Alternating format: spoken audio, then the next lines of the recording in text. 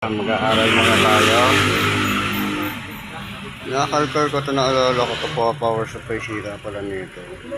Samsung to ay tanda ako.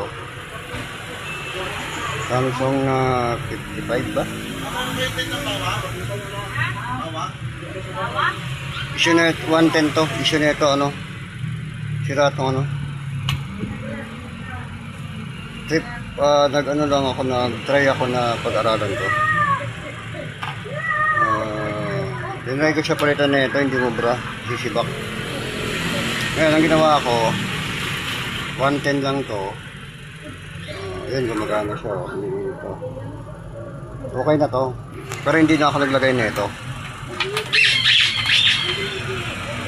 Hindi na ako naglagay na ito MOSFET transistor niya kasi nga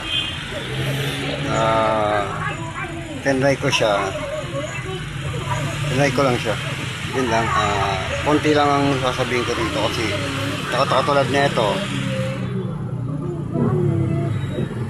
wala kang masusukat na VGH, VGL dito eh.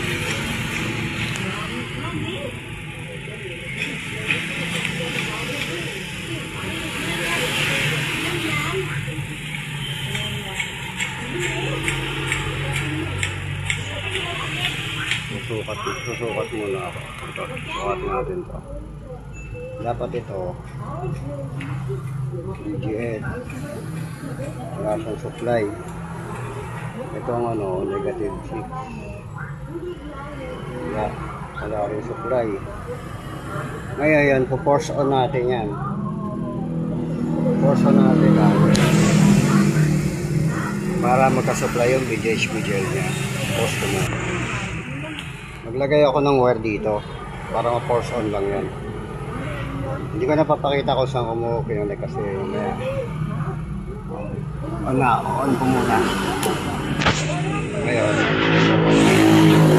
susukatin natin kung lumabas na ba yung VGH at VGL niya. Ito gagamitin natin ha. Sukat tayo dito.